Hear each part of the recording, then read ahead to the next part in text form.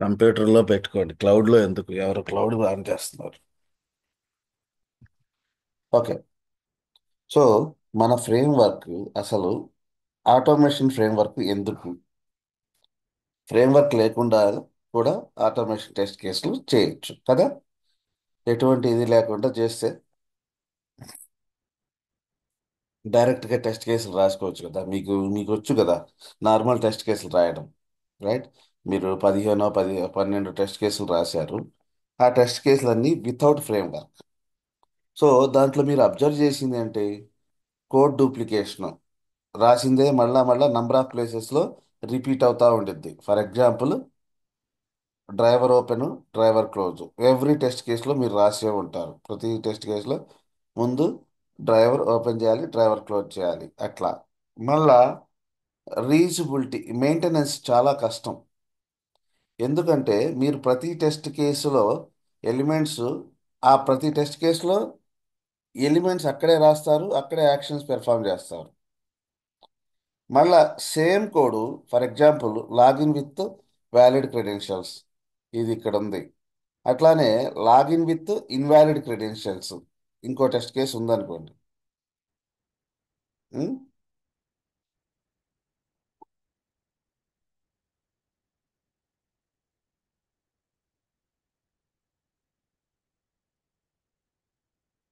ఈ లాగిన్ టెస్ట్లో ఇదొక test case, login with valid. ఇంకొకటి login with invalid.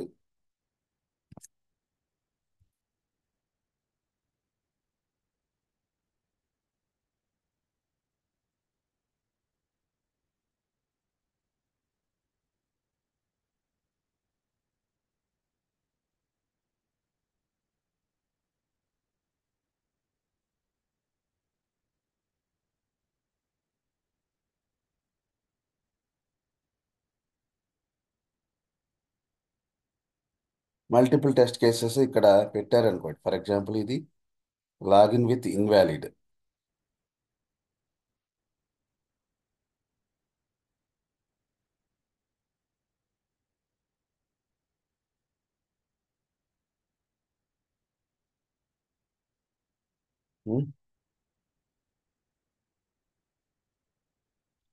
Wrong credentials pass చేశాడు ఇక్కడ.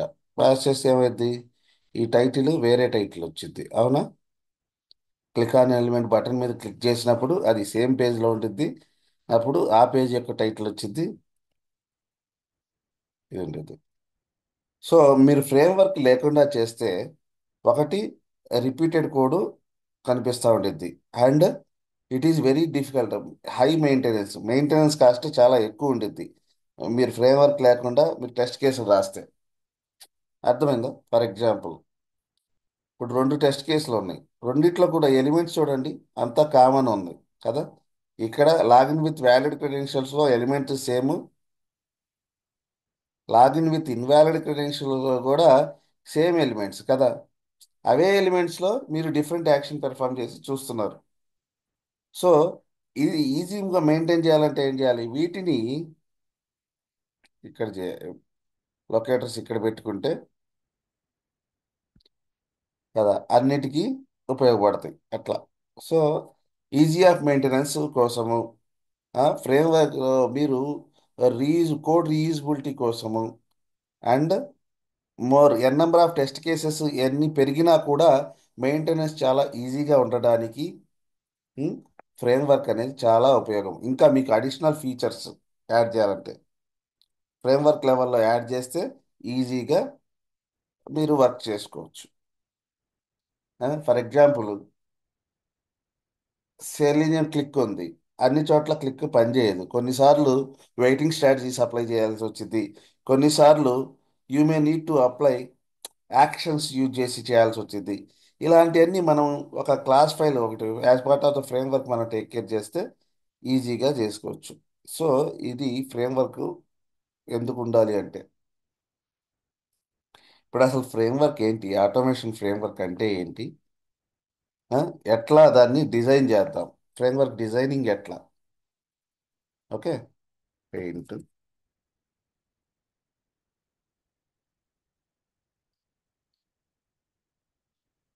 సో ఇది ఇది test layer. Okay.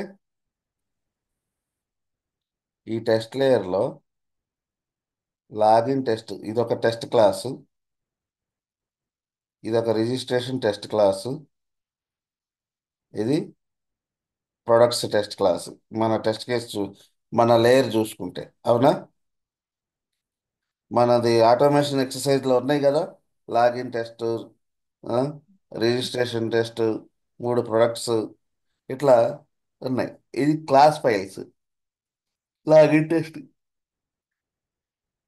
Registration test and product test అన్నీ కలిపి ఒకే క్లాస్లో రాయకూడదు. ఓకేనా. అది ఒకటి గుర్తుపెట్టుకోవాలి. మీరు ఏ కంటెంట్, ఏ ఎంటిటీ గురించి మాట్లాడుతున్నారో ఆ ఎంటిటీకి సపరేట్గా ఒక క్లాస్ ఫైల్ పెట్టుకోవాలి. అంటే ఒక పేజ్ గురించి మాట్లాడుతున్నారు, ఆ పేజ్ సపరేట్. ఆ పేజ్ సంబంధించిన టెస్ట్ కేసులు మొత్తం ఒక టెస్ట్ ఫైల్లో క్రియేట్ చేసుకోండి. లాగిన్ టెస్ట్, రిజిస్ట్రేషన్ టెస్ట్, ఇట్లా అన్ని కలిపి మిక్స్ చేయకూడదు. Every entity will have single responsibility. దాన్నే సాలిడ్ ప్రిన్సిపల్స్లో సింగిల్ రెస్పాన్సిబిలిటీ ప్రిన్సిపల్ అంటారు. సో ఆ రూల్ ప్రకారము మనము ఒక టెస్ట్ క్లాస్ రాసేటప్పుడు అన్నీ మిక్స్ చేయకూడదు. ప్రొడక్ట్స్ దాంట్లోనే, లాగిన్కి సంబంధించిన టెస్ట్ కేసులు దాంట్లోనే, రిజిస్ట్రేషన్ టెస్ట్ కేసులు దాంట్లోనే అట్లా పెట్టుకోకూడదు. ఒక ఎంటిటీ అది ఏంటి, లాగిన్ గురించి మాట్లాడుతుంది, లాగిన్కి సంబంధించిన అన్ని టెస్ట్ కేసులు దాంట్లో రాసుకోండి. అంటే login with valid test, login with invalid, లేకపోతే యూజర్ నేమ్ మ్యాక్సిమం క్యారెక్టర్స్కి ఒక టెస్ట్, ఇట్లా ఎన్ని రాసిన లాగిన్కి సంబంధించి మొత్తం ఒక పేజ్ ఒక టెస్ట్ క్లాస్లో. ఓకే. అట్లానే రిజిస్ట్రేషన్ సంబంధించిన టెస్ట్ కేసులు మొత్తం ఒక క్లాస్ ఫైల్లో, టెస్ట్ ఫైల్లో. అట్లానే ప్రొడక్ట్స్కి సంబంధించి ఒక దాంట్లో. ముందు ముందు డివైడ్ చేసుకోవడం తెలుసుకోవాలి. ఎట్లా రాయాలి క్లాస్ ఫైల్లో మొత్తం ఒకే దాంట్లో రాస్తే that is the bad practice. Clear. So test కేసులు మొత్తము సపరేట్గా ఎంటిటీని బేస్ చేసుకొని, ఎంటిటీ అంటే ఒక పర్టికులర్ దీన్ని బట్టి బేస్ చేసుకొని ఈ టెస్ట్ కేసులు రాసుకోవాలి. అంతేగాని మొత్తం మిక్స్ కలిపి ఒకే దాంట్లో రాస్తే that means it clearly indicates you don't have any knowledge, experience లేదు. ఓకే. క్లియర్ సపరేషన్ ఉండాలి. అది ఇది టెస్ట్ లేయర్. ఏం లేయర్ ఇది? Test layer. ఈ టెస్ట్ లేయర్లో ఏముంటాయి?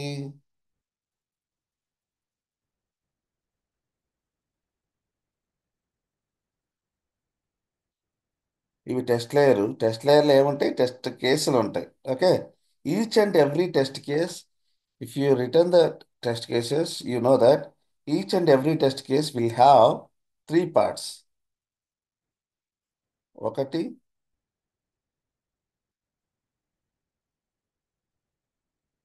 డ్రైవర్ ఓపెన్ కోడ్, రెండు డ్రైవర్ క్లోజ్ కోడ్, మూడు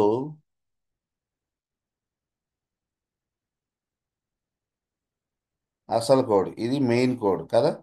అసలు మెయిన్ ఆబ్జెక్టివ్ టెస్ట్ కేసు యొక్క మెయిన్ ఆబ్జెక్టివ్ ఏంటి? ఇది ఏంటి? ఎలిమెంట్స్ ఫైండ్ చేసి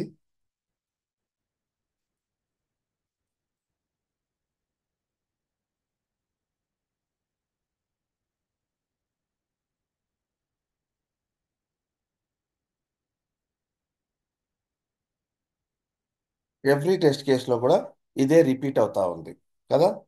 each and every test case will have the same thing repeatedly. Okay. So దీంట్లో ఇది ఉంది కాబట్టి దీన్ని మనం ఏం చేస్తామంటే ఏది కూడా ఇక్కడ అదే ఉండిద్ది. ఇది ఇదే ఈ సెకండ్ టెస్ట్ కేసులో అదే ఉండిద్ది, మూడో టెస్ట్ కేసులో, అన్ని టెస్ట్ కేసుల్లో సిమిలర్ కైండ్ ఆఫ్ కోడ్. అంటే ఏంటి? ప్రతి టెస్ట్ కేసుకి మీరు బ్రౌజర్ మీద పనిచేయాలంటే బ్రౌజర్ లాంచింగ్, బ్రౌజర్ క్లోజింగ్ అనే కోడ్ ఉండాలి కాదా. సో దాన్ని మనం ఏం చేస్తున్నాము అంటే ఒక సపరేట్ లేయర్ పెట్టుకుంటున్నాం, బేస్ టెస్ట్. ఇది బేస్ టెస్ట్. దీంట్లో ఈ బేస్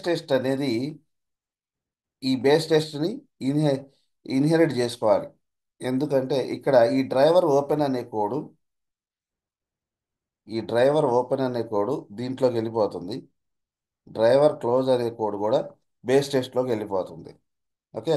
అండ్ ఈ రెండింటిని ఒక సపరేట్ మెథడ్స్లో పెట్టుకున్నాడు. డ్రైవర్ని ఎట్లా ఓపెన్ చేస్తామో ఆ కోడ్ని ఒక సపరేట్ మెథడ్ గెట్ డ్రైవర్ అనే ఫంక్షన్ ఒకటి ఓపెన్ చేసి క్రియేట్ చేసి దాంట్లో డ్రైవర్ని ఎట్లా ఓపెన్ చేయాలో ఆ కోడ్ మీకు తెలుసు, అది అక్కడ మూవ్ చేస్తారు. అట్లానే క్లోజ్ డ్రైవర్ అనే ఒక ఫంక్షన్ క్రియేట్ చేసి దాంట్లో డ్రైవర్ని క్లోజ్ ఎట్లా చేయాలో చేస్తారు.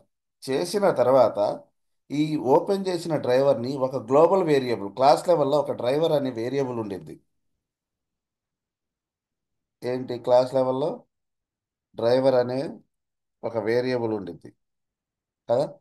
ఈ వేరియబుల్ పబ్లిక్ పెట్టుకోవాలి.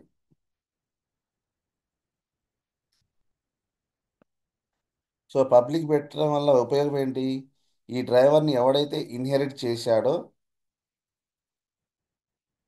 So when you every class is inheriting this class, every one will get the driver. వీడికి డ్రైవర్ వచ్చేసింది, వీడికి డ్రైవర్ వచ్చేసింది. This is the example for inheritance. ఓకేనా?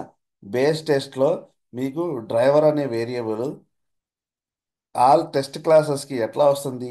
Through inheritance. What is inheritance? Inheriting the base members into child class. So base క్లాస్లో ఉన్నటువంటి driver అనే variable వీళ్ళకి అవసరం. టెస్ట్ లేయర్కి, టెస్ట్ లేయర్లో ప్రతి టెస్ట్ కేసు కూడా డ్రైవర్ కావాలి. ఆ డ్రైవర్ని he is going to inherit the driver and he's going to utilise the driver. ఒకటి ఒక ఒక పార్ట్ అయిపోయింది.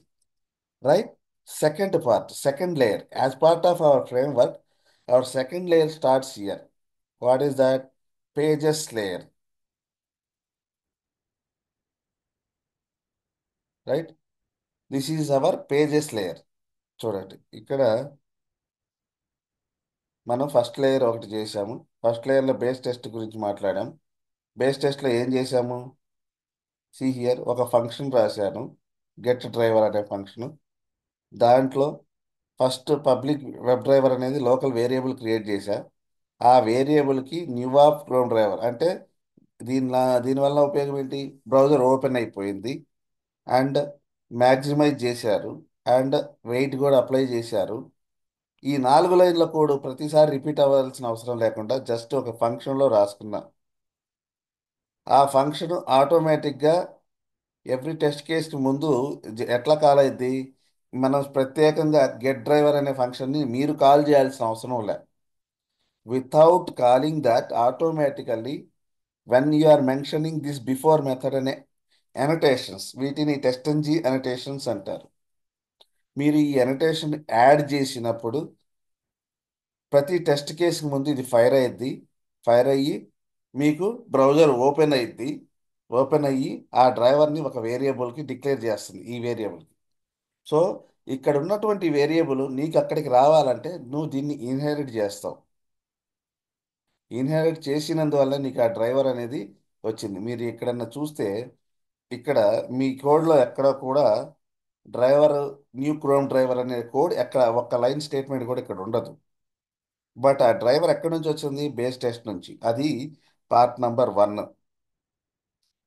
ఓకేనా? ఫస్ట్ పార్ట్ ఏంటి? డ్రైవర్ని గెట్ చేసుకోవడం మీ టెస్ట్ కేస్కి ఎట్లా? Through inheritance. Okay. OOPS concept కూడా first OOPS concept we covered. ఒకటి ఇన్హెరిటెన్స్ ద్వారా మనము డ్రైవర్ని బేస్ టెస్ట్ అదర్ టెస్ట్ క్లాసెస్కి తెచ్చుకుంటున్నాం. Okay. So that's how will get the driver. Now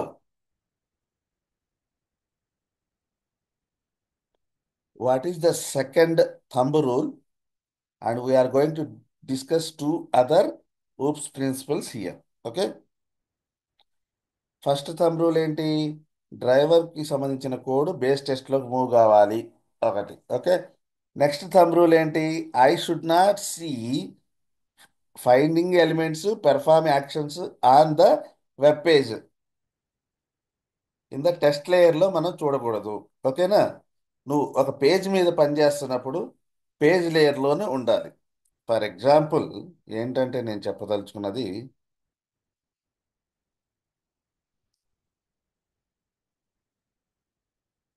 నేను ఏం చెప్పదలుచుకుంటా, automation exercise. Right, this is the our application. Right. So నీ టెస్ట్ లేయర్లో ఈ ఎలిమెంట్ని ఫైండ్ చేయి, దీని మీద యాక్షన్ పెర్ఫామ్ చేయి, ఈ ఎలిమెంట్ని ఫైండ్ చేయి, దీని మీద యాక్షన్ పెర్ఫామ్ చేయి, దీని మీద క్లిక్ చేయి. ఈ కోడ్, ఈ సంబంధించిన కోడ్ కూడా ఏది మీ టెస్ట్ లేయర్లో ఉండకూడదబ్బా. You are talking about one particular page that should be part of your page class. Second rule ఏంటి? Second rule would be you should not see finding element performing action in the test layer. Test లేయర్లో ఉండకూడదు. ఎక్కడ ఉండాలబ్బా? It should be part of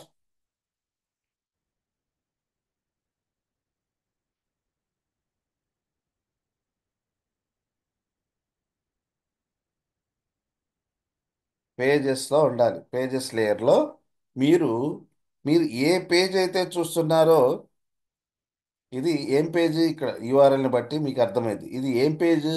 login page. So you need to create one page class. Okay, this is one page class, login page. అట్లానే నువ్వు registration చేస్తున్నావు, registration page. అట్లానే you are talking to product page. Product page అంటే when you are trying to find the, when you are performing the actions. ఇప్పుడు ఒక ప్రోడక్ట్ని book చేయాలనుకోండి. ఇప్పుడు ఇక్కడ మల్టిపుల్ ప్రొడక్ట్స్ ఉన్నాయి. ఈ ప్రోడక్ట్ని యాడ్ టు కార్ట్ చేయాలి. ఈ కోడ్ రాయాలి నేను.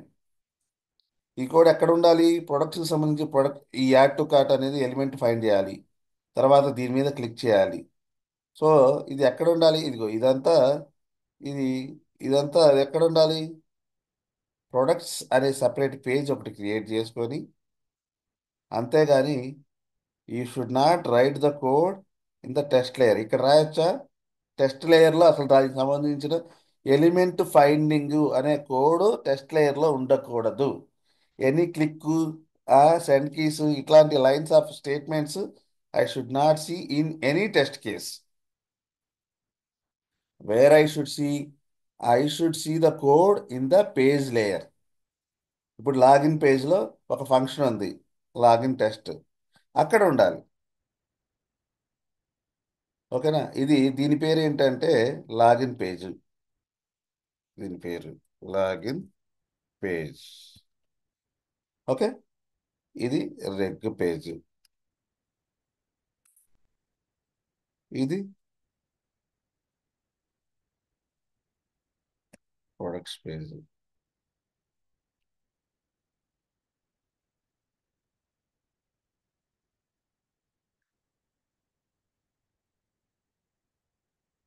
ప్రొడక్ట్స్ పేజ్ ఇట్లా ఉండేది కదా. దీంట్లో ప్రతి పేజ్లో కూడా మీరు కోడ్ అనేది డైరెక్ట్గా, ఇది ఇప్పుడు లాగిన్ పేజ్, ఇప్పుడు నేను లాగిన్ పేజ్ గురించి మాట్లాడుతున్నాను. పేజెస్ ప్యాకేజ్ ఒకటి క్రియేట్ చేసుకొని ప్యాకేజ్ క్రియేట్ చేసుకోవాలి. ప్యాకేజ్ క్రియేట్ చేసుకొని ఆ ప్యాకేజ్లో మీరు ఫస్ట్ ఏముండాలి? ఇది పేజా, దాంట్లో ఒక కన్స్ట్రక్టర్, ఇది కన్స్ట్రక్టర్. ఓకే, ఈ కన్స్ట్రక్టర్లో ఫస్ట్ ఏముండాలి? మీరు మీకు డ్రైవర్ అనేది టెస్ట్ లేయర్లో ఉంది. ఇప్పుడు మీకు ఫస్ట్ బేస్ టెస్ట్లో ఉంది. బేస్ టెస్ట్లో నుంచి base test inherit, login test inherits base test కాబట్టి మీకు మీ టెస్ట్ లేయర్లోకి కూడా మీ డ్రైవర్ వచ్చేసింది. కానీ టెస్ట్ లేయర్లో ఉన్న డ్రైవర్ని, ఒక వేరియబుల్ని ఇంకొక క్లాస్కి మీరు పంపించాలి అంటే you can pass through the constructor. అవునా కదా? మీరు కన్స్ట్రక్టర్స్ నేర్చుకున్నారు కదా. You can pass the data to another thing through functions కానీ కన్స్ట్రక్టర్స్ ద్వారా కానీ మీరు డేటాని పంపించవచ్చు కదా. కొంత వేరియబుల్స్ ఫంక్షన్స్ రాసేటప్పుడు int a equals to, for example add int a, ఇంట్ బి, రెండు పారామీటర్స్ అట్లా పెట్టేసుకుంటే కాల్ చేసేటప్పుడు పాస్ చేసుకోవచ్చు కదా. అట్లానే through constructors also you can pass the data. ఏం డేటా? డ్రైవర్ అనేది మీకు లాగిన్ టెస్ట్లో ఉంది కదా. ఏదైనా టెస్ట్ లేయర్లో మీకు డ్రైవర్ ఉంది. ఆ డ్రైవరు పేజ్ క్లాస్కి అవసరం. పేజ్ క్లాస్కి అవసరమైనప్పుడు సింపుల్గా ఫంక్షన్కి ఏ ఫంక్షన్కి అవసరమో ఆ ఫంక్షన్కి ఇట్లా ఒక పారామీటర్ ద్వారా పంపించుకోవచ్చు. లేదా మనం ఎట్లా పంపించుకోవచ్చు?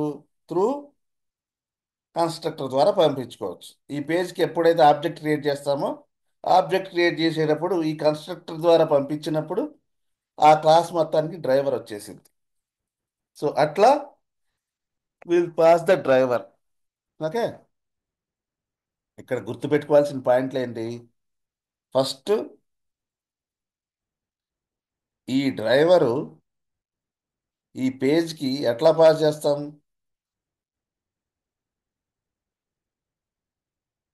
ఓపెన్ చేసిన డ్రైవర్ని వీడికి పాస్ చేయాలి. ఎట్లా పాస్ చేస్తాం? Through constructor. ఫస్ట్ పాయింట్ ఏముండాలి? ఒక కన్స్ట్రక్టర్ ఉండాలి. ఒక ఎవ్రీ పేజ్లో కూడా కన్స్ట్రక్టర్ ఉండాలి. First point number one.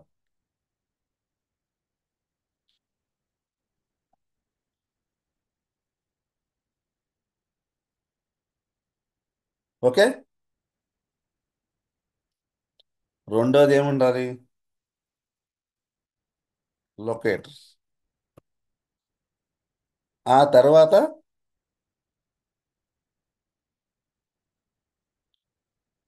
Login with valid ఏదైనా ఫంక్షన్స్.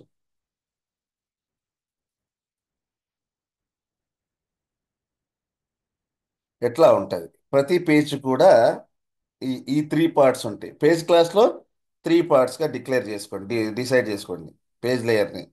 ఏంటి? ఒకటి కన్స్ట్రక్టరు. అవునా? ఇది కన్స్ట్రక్టర్ ఉందా? కన్స్ట్రక్టర్ ఎందుకు పెట్టుకోవాలి?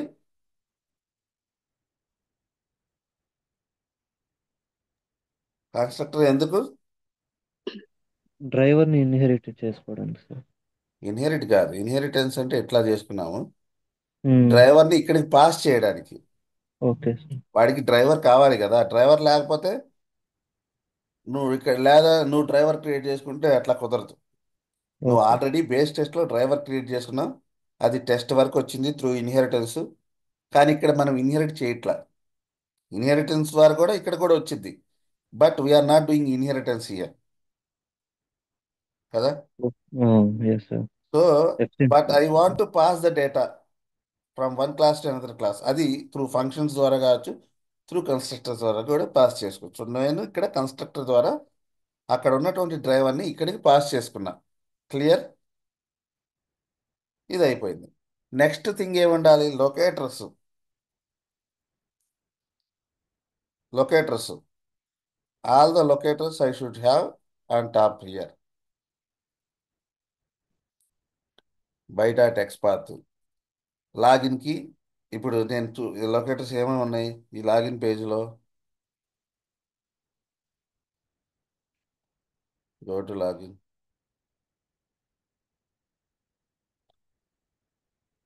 ఓకే, ఇది ఒక ఎలిమెంట్, దీని యొక్క లొకేటర్.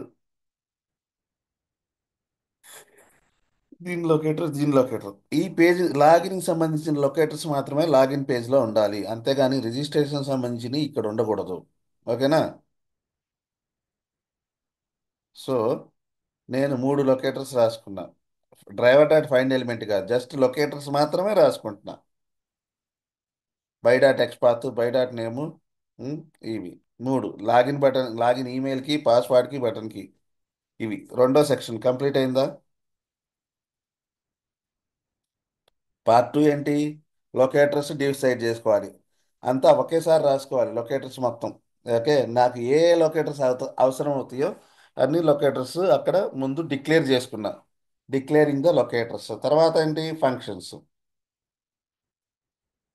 రెండు పార్ట్లు అయిపోయినాయి. మూడో పార్ట్ ఇది లాగిన్ విత్ వ్యాలిడ్ క్రెడెన్షియల్స్ అనే ఫంక్షన్. సో నేను డ్రైవర్ డాట్ ఫైండ్ ఎలిమెంట్ ఇక్కడ లొకేటర్ వాడా. రైట్, పైన డిక్లేర్ చేసిన లొకేటర్.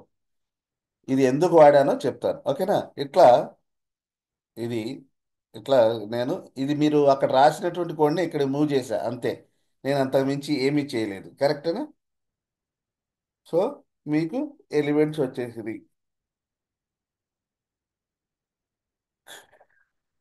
రైట్. అండ్ ఆ ఎలిమెంట్స్ మీద ఫంక్షన్ యాక్షన్స్ పెర్ఫామ్ చేశారు. అప్పుడు ఒక టైటిల్ వచ్చింది. ఆ టైటిల్ కరెక్టా కాదా అనేది ఏం చేయాలి? అసర్షన్ చేయాలి.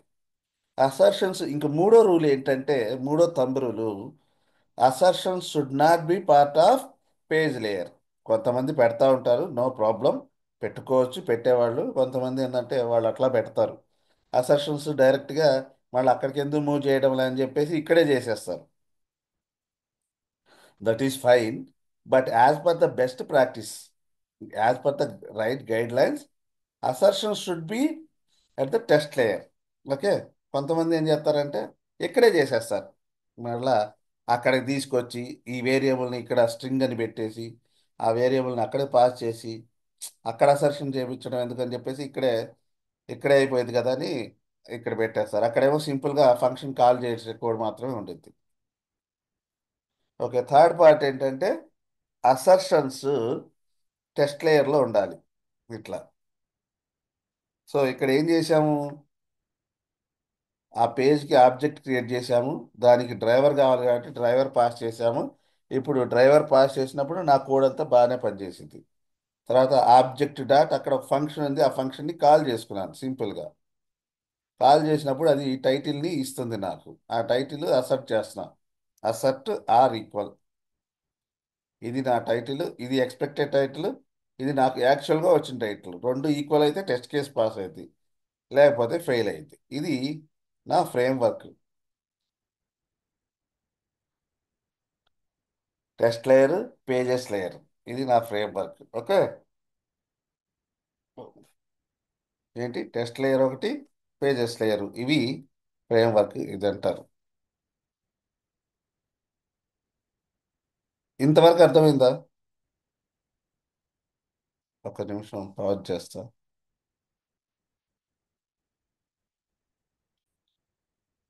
For each page you are going to have one page class. For each page, how many pages you are looking? For those pages, you are going to have one separate page class. In that page class, what you will have? Elements and functions specific to this page, login page, specific to registration page, specific to products page, like that. This is called page object design pattern. Okay, what is the advantage? Code reusability, right? See, I declare the variables here, top level, and those variables I reused in n number of functions. Login with valid credentials, I use the same variable, and invalid credentials, I use the same variables. Instead of declaring once again, I declared at the class level and I used. That is the reusability. And what is the second advantage? Easy of maintenance. For example, for example, my XPath, one of my, I have 100 elements are there. In 100 elements, two elements got changed. So I changed those two elements at the variables level, right? At the variables level only, I changed. So there is no need to go and look into each and every function and verify that. Only one place you change, right? All the test cases will pass automatically. Why? We used variables there. We declared variables at the page level, and those variables we used in all other functions within that particular page. So that's how we achieved maintenance, easy of maintenance. Okay, and it is a clear separation. Page layer supports clear separation. Login page elements is in login page. Real time registration page elements is in registration.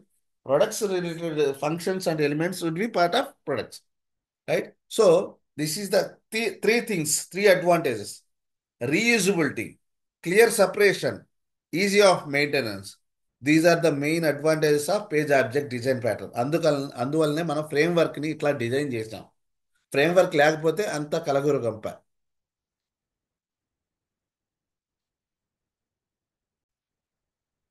Got it? What is the purpose of the reusable utilities? Right? It can be usable by all across the project. That utility can be reused. That's where all the utilities maximum times we used to write the utilities in static methods. ఒక separate class ఒకటి పెట్టేసుకొని ఆ క్లాస్లో static methods పెట్టుకుంటాం. So without creating the object to that class, class dot that particular function we can call. Okay. So reusable functions, all the reusable functions will add as part of utilities layer, right? Why I required? I can perform the click with selenium.click. I can perform send keys, right? Selenium.send keys, right? I can do, but these actions won't sufficient, or these actions won't be sufficient always, right? Sometimes we need to take extra care. Like I need to check before clicking on the element. The element is visible. Yes, that is one check. Okay, it is visible. But is that clickable condition? I need to check that condition. Then I should perform the action. Right? So these are the three lines of code is there to click on one particular element. So if I write these three lines each and every time, code duplication, right? You are seeing so many duplicate code. So that's where I need to achieve the reusability. How? I should create one utilities layer. See, there is a third layer, utilities package. And there I am creating the functions. What function? Here, click on element is the function. I want to do click. Instead of using simple click, what I am taking? I am taking care of extra two checks or one check. So I applied explicit wait. So because this element is taking more time, that's where I applied wait, explicit wait, and I checked the condition. The element is clickable or not. That condition I checked. Then I performed the click. These three functions, if I used each and every element, the code would be duplicated code. In number of places, the code would be duplicated, right? So instead of doing that, I simply moved that code to separate layer, utilities layer, and placed into one particular function. Now I will simply call that function. Very simple, right? This is the advantage of utilities layer. All the reusable components I will add into a separate utilities layer. Okay. This is one thing. This is the within the framework. This is another layer, utilities layer. ఇది మీ framework గురించి చెప్పమంటే మీరు చెప్పాలి. And we have another function, click on element only. See here, ఇందాక మీరు constructor ద్వారా pass చేశారు డ్రైవర్ని, కానీ ఇప్పుడు ఏం చేస్తారు? ఫంక్షన్ ద్వారా పాస్ చేస్తున్నాం. అర్థమైందా? అది లేదు, కన్స్ట్రక్టర్ ద్వారా కూడా చేసుకోవచ్చు. Option is choice is yours. Okay.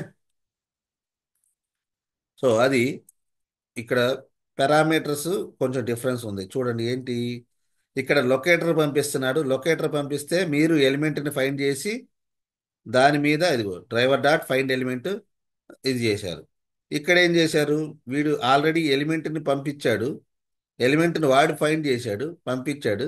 నువ్వు ఇక్కడ ఏం చేస్తున్నావు? ఆ ఎలిమెంట్ విజిబుల్లో ఉందా లేదా, క్లిక్కబుల్ ఉందా లేదా అనేది చెక్ చేస్తున్నాం. రెండిట్ల తేడా, ఇక్కడ లొకేటరు, ఇక్కడ web element. So what is this example? This is the example for method overloading. Second principal, polymorphism అనే ప్రిన్సిపల్కి ఎగ్జాంపుల్ ఫ్రమ్ యువర్ ఫ్రేమ్వర్క్ అంటే ఇది చెప్పాలి.